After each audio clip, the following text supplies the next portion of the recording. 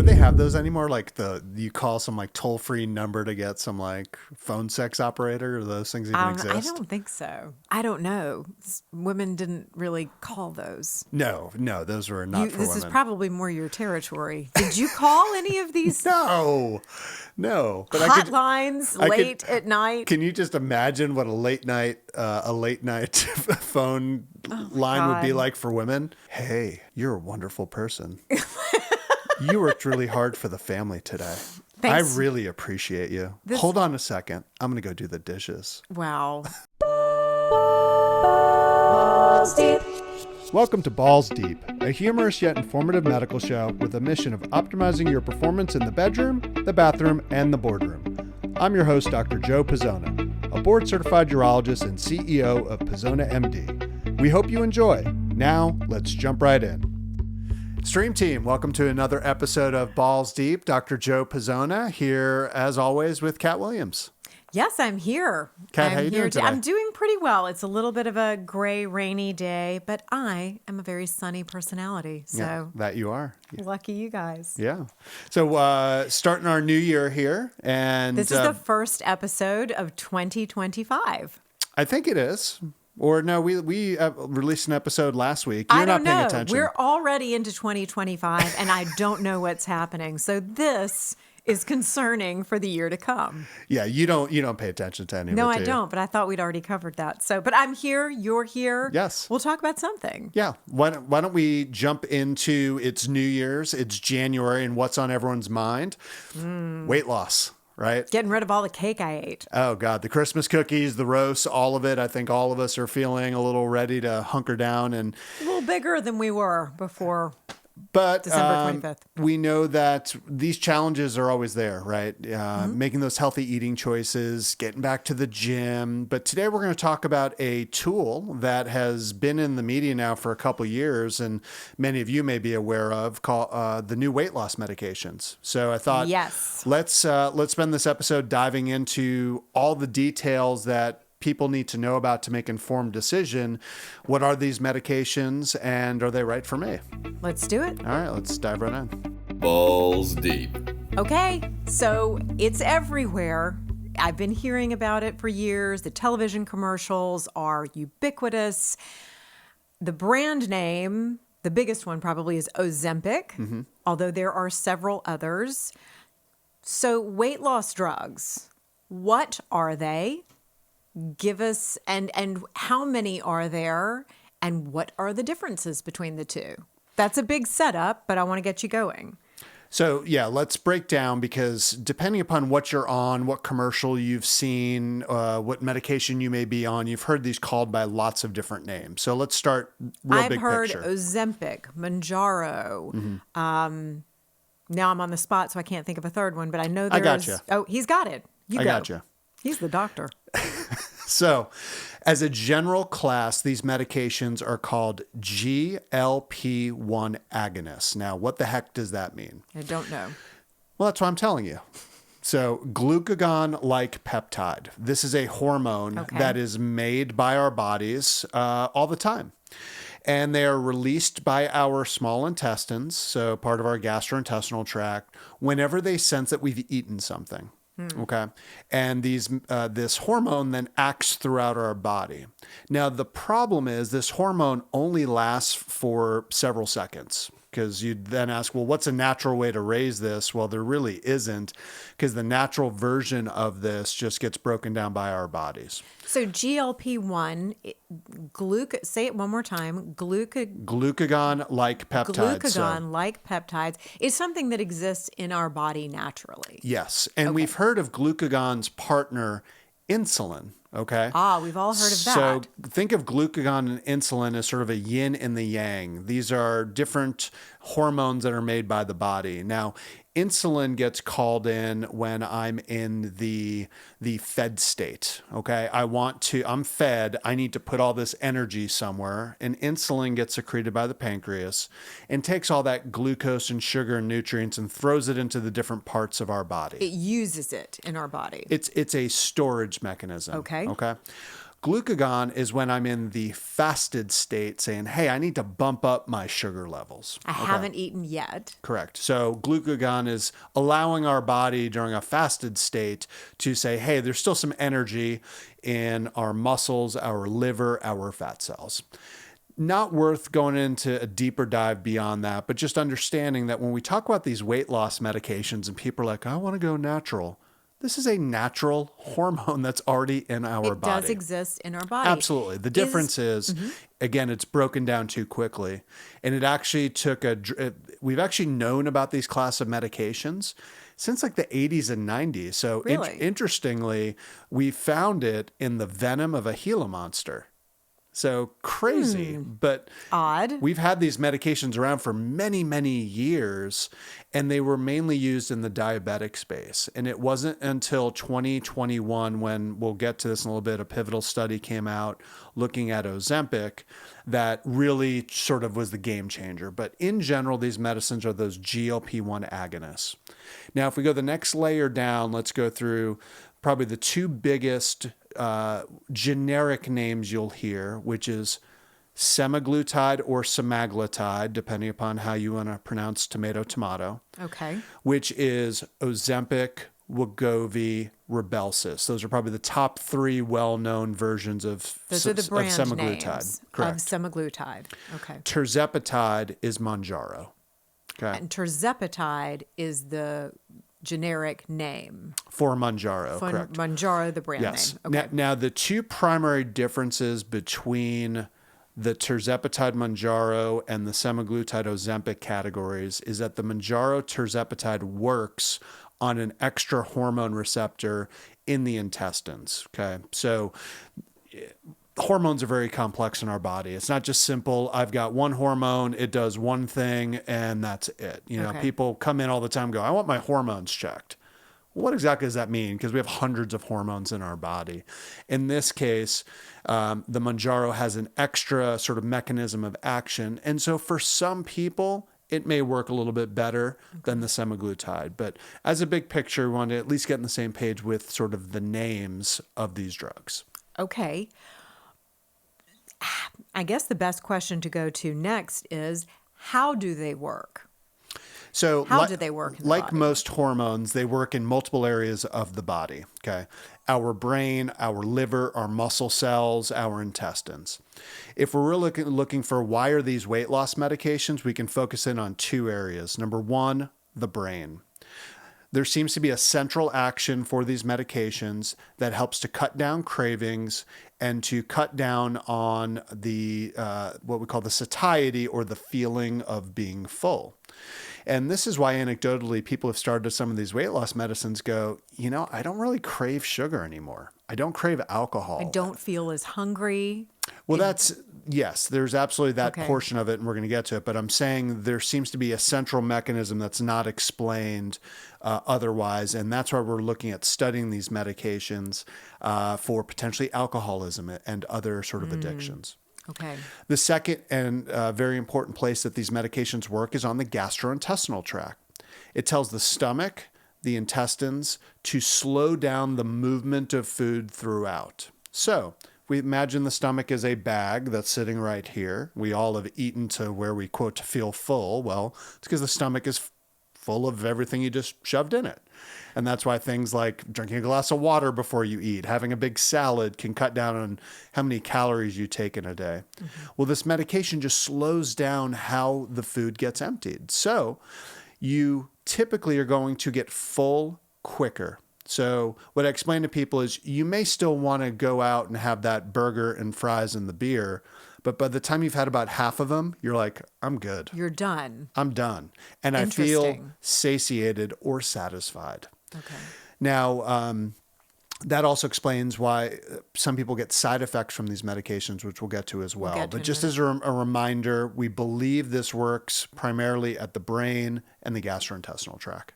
Okay, that is very interesting. Now, a little bit ago, you were getting ready to maybe reference a study, an actual scientific study that tells us more about this. Can you jump into that? I think you said it was from the New England Journal of Medicine, the 2021 study. Yes. So back in 2021, we looked at semaglutide in what's called a placebo-controlled trial. So this is really the holy grail of scientific studies. We take two patient populations that are relatively similar and matched for all different important variables. People of the same weight, socioeconomic background, different diseases, gender, you name it. Mm-hmm.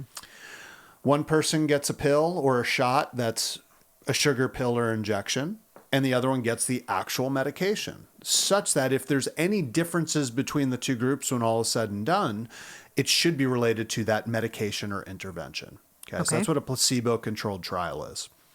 Now, in this case, the medication is given via a once-a-week injection in the belly. It's not a pill. It's not something you take. It's an actual little needle shot. Mm-hmm. Okay.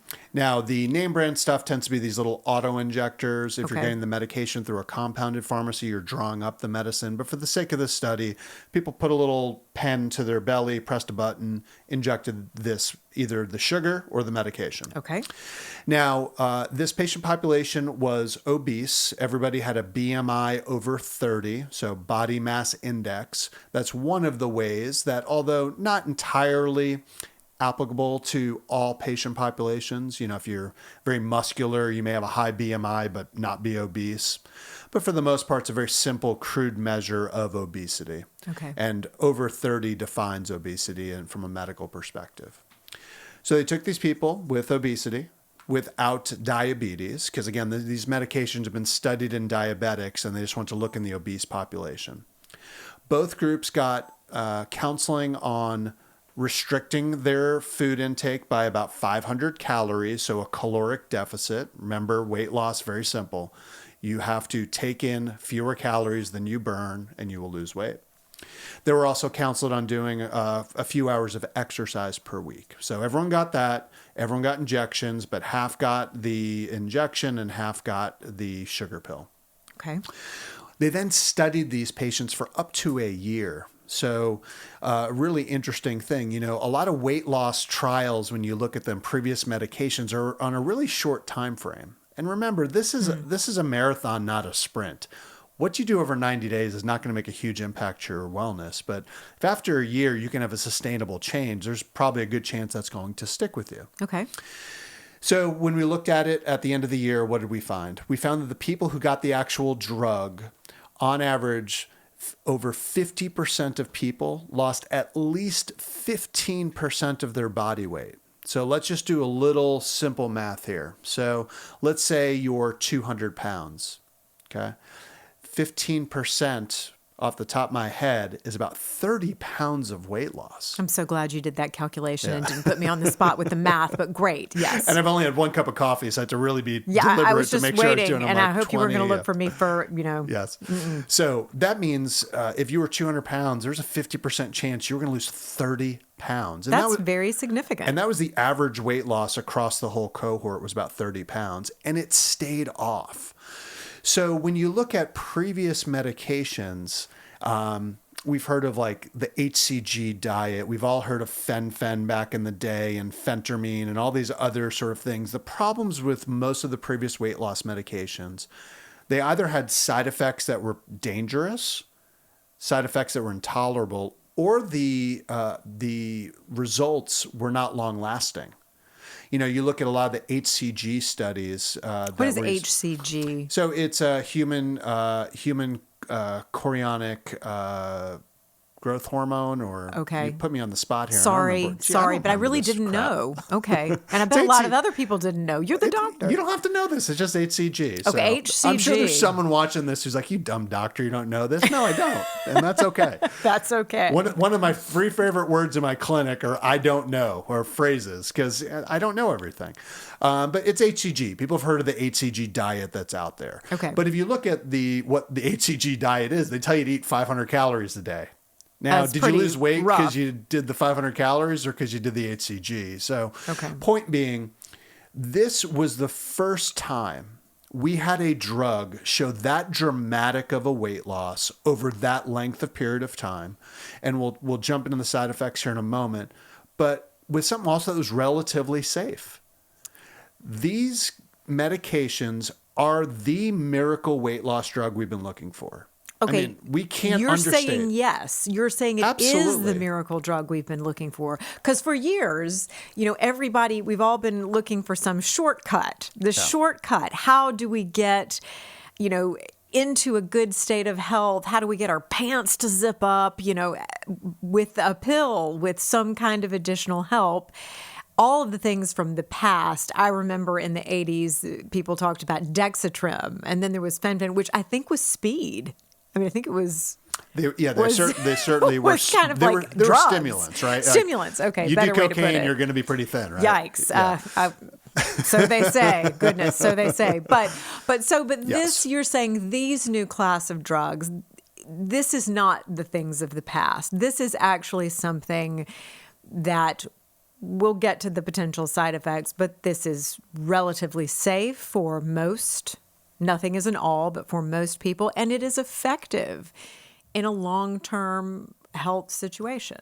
I mean, listen, if there's over a 50% chance you're going to lose 30 pounds and it's going to stay off in a year, I mean, that is game changing. It sounds like it. And what we don't appreciate is the fact, again, enough in this country that obesity is killing us. It is killing us. It is the primary cause of most chronic disease in this country. A third of Americans are obese. When we were kids, you used to count on one hand the number of kids in your class who were, quote, husky. Mm-hmm. Now it's just normal and it's out there. Different today. And again, it's killing us. These are the primary drivers towards disease. You are metabolically unhealthy, leads to type 2 diabetes, heart disease, cancers, Alzheimer's, all of these things. Even COVID. Who did COVID kill? It killed people who were obese.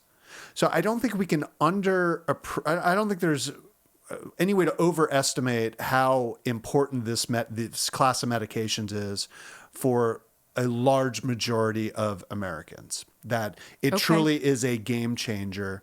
And we're going to get into a little bit later, as well as our next episode, some of the myths, some of the caveats. Nothing is all or nothing. In medicine and in science, it is rarely black and white. But I can comfortably say these class of drugs are a game changer. Okay.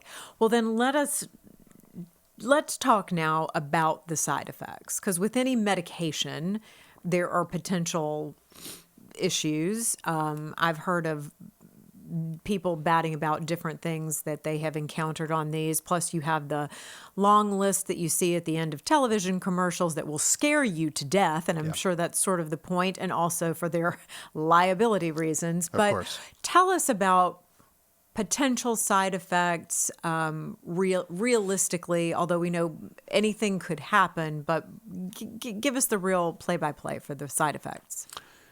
If we go back to how these medications work, the side effects will make more sense. So if you slow down the emptying of food from your stomach, what could happen? You could get nauseated. You could potentially vomit, although rare.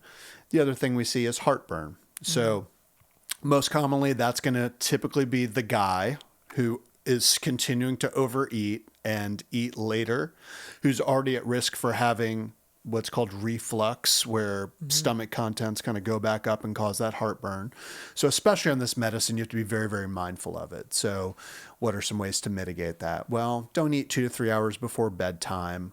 Listen to those signals, eat a little bit slower, and then you will feel full sooner than you normally would. So some of it is habit. And then sometimes it's just unrelated. You try everything and you just still have those side effects.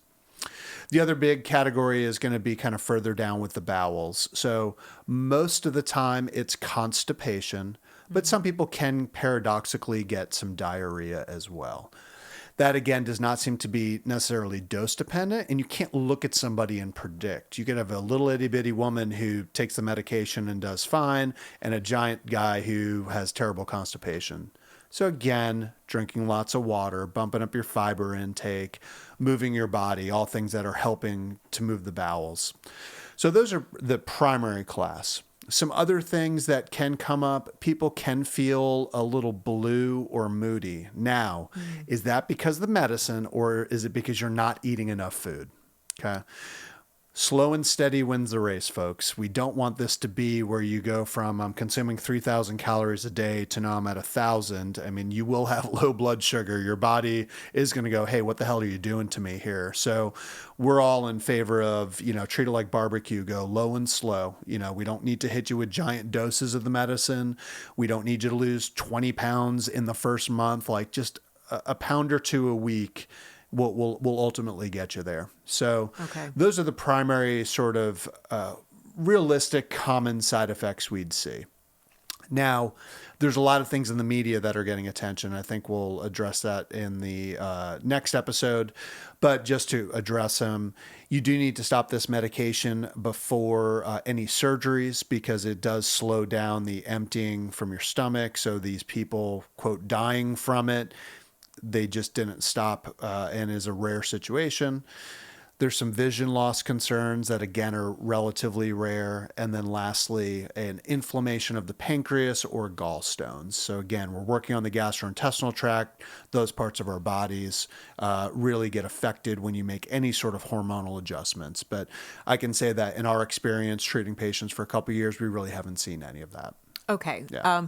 Question about the side effects. I wonder if other people are wondering this. So if you're a person and you start this medication and you may have some mild nausea or some mild constipation, are those things that can go away, or is it something that may stay with you as you stay on the medication, or that's just one of those things you can't tell until you try? Yeah, I'd say the latter. In that, again, if you're having the nausea because you keep stuff in your face and you're going to lay down right after your meal, then sure, you could mitigate some of that by making those behavioral changes. If you're having the constipation, bumping up the fiber and the water, it's just going to make those habits that much more important. Okay. The last thing on this particular episode I wanted to ask about, there seem to be a lot of avenues to get these medications from as a patient, as the public.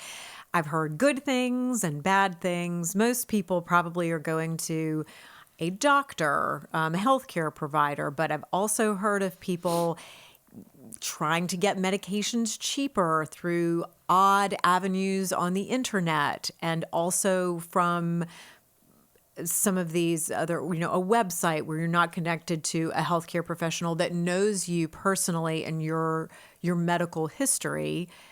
Can you speak to that a little bit of how safely to get the medication and to find out, from someone if it's right for you? It's not right for everyone. Correct. Listen, we all know it's the American way. Just give me the drug for the... We love drugs. Just give me the Americans drug. love drugs. For the lowest price, and I'm good, right? And I'll take it, and I won't ask questions. Right. Not the best. It's not the best. And the reason why is for all those things you brought up, right? Mm-hmm. Medicine is very individualized. Not every medicine works for every person, and you shouldn't be in the position to deciding for yourself, is it right for you? There's certain people look at and go, I don't think you need this. I'm worried about A, B, or C with you that we really probably should start with this first. Let's optimize your hormones first, and then let's consider this down the road. But until we get your hormones in order, I don't think this medicine's going to work quite as well. Mm-hmm. So like everything, and again, I'm a bit biased, but find the right healthcare professional for you. And listen, if you have all the right tools and the information, the know-it-all to say, listen, I got this, I just need a little help with the medicine, and going through some digital pharmacy online or going to some med spa where they're just pushing cash procedure after cash procedure. And you get your filler, your Botox, your weight loss medicine, your hormones, and you can sit in this chair and we'll fix your bladder leakage. They're not experts in any of that stuff. They're not dermatologists. They're not urologists. They're not hormone experts. That seems concerning. But they're in the medical cash wellness space, right? Mm-hmm. It's not to say you can't get good care there, but is that really where you want to go? For me personally, I want to go to somebody who is board certified, someone who is physician-led, somebody who is looking at this from a holistic perspective, and is also going to work with me on these other things. Because yes, the medicine will work. That's the beauty of it and why everyone's trying to get their hands on it. But I would argue, and what we try to do at Pizzona MD is say, I want to work with you, though, to work on the habits. Because ideally, I don't want you on this medicine the rest of your life. What I want this to be is that kick in your butt, that impetus, that spark that gets you some weight loss, gets you some confidence and go, wow, I look and feel great. I'm going to pass on having that drink tonight because look at how well I've done and I don't want to undo that. I'm feeling better. My joints don't hurt. I'm going to go to the gym. And you start getting that positive snowball effect. We talked about that in the last episode about sort of the New Year's resolutions and how we look at wellness across many different spectrums. These GLP-1 agonists are a tool. We should treat them as such, but any one tool doesn't matter if you don't have the right person swinging the tool and guiding you with that tool. I can give you a great hammer, but if you don't know how to build that house, it's not going to be a nice house, no matter how nice your hammer is, right? So I think that that's the last key thing is partner with somebody who looks at this from a comprehensive standpoint. Get out of the mindset that this is a short-term fix. This is the long-term. Let's get everything else dialed in. Okay. I think that's a pretty good overview. Yeah. Do you have anything else to share, or you want me to wrap it up? Why don't we wrap it up with our favorite lost segment here? Just the tip. Okay, so for today, I have learned, this is me wrapping it up when I didn't prepare, but I'm going to do it. I'm going to do it. You It's going to be prepared a really little good. bit. I saw did you take prepare some a little notes. bit, but I do have a few notes. So number one, takeaways for today. These GLP-1 agonists like semaglutide, and you said the other category is tirzepatide. Tirzepatide. See, I didn't get it quite right. They are, in fact, the miracle weight loss drugs we have been looking for. They really are. Number two, they work at the level of your brain and your GI tract to cut down on cravings and slow the movement of food so you eat a bit less.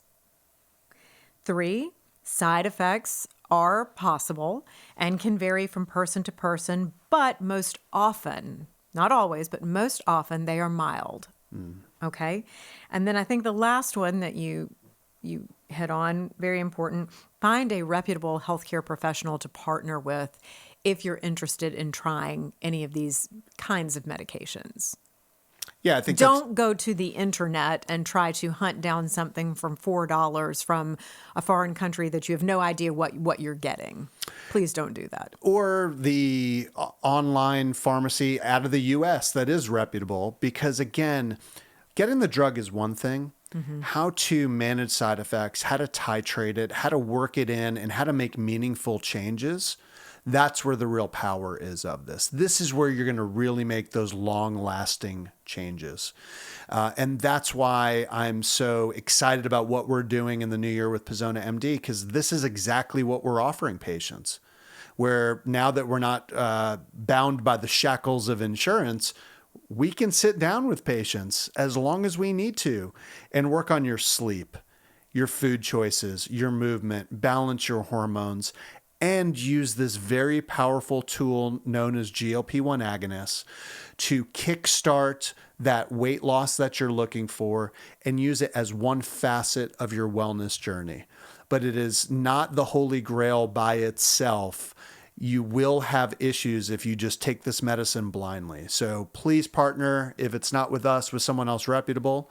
And, with that, Kat, I think this was a great start to this discussion. And okay. You want to ring it on back for another episode and talk I'll bring more it about on this? back. I'll bring it on back. We'll do another episode and we'll talk about some myths and realities of this medication. What do you think? I love it. Okay. I love it. So, Stream Team, thanks again for tuning in today.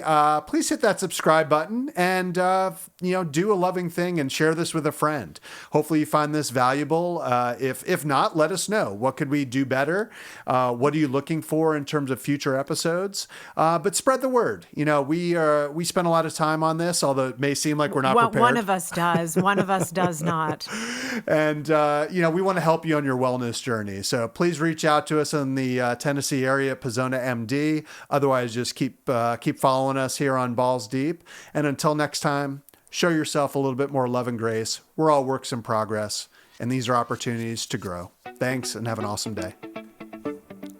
Thank you for listening to this week's episode of Balls Deep. If you'd like to join our stream team of listeners, please click the subscribe button on your favorite podcast platform. For more information about our practice, Pazona MD, please visit pazonamd.com. This podcast is for informational purposes only, and the content is not intended to be a substitute for professional medical advice. The show does not constitute the practice of medicine. No doctor-patient relationship is formed through this podcast or any of the social media channels related to this show. The use of this information is at the user's own risk. Users should not disregard or delay in obtaining medical advice from any medical condition they have, and they should seek the assistance of their healthcare professionals for any such conditions.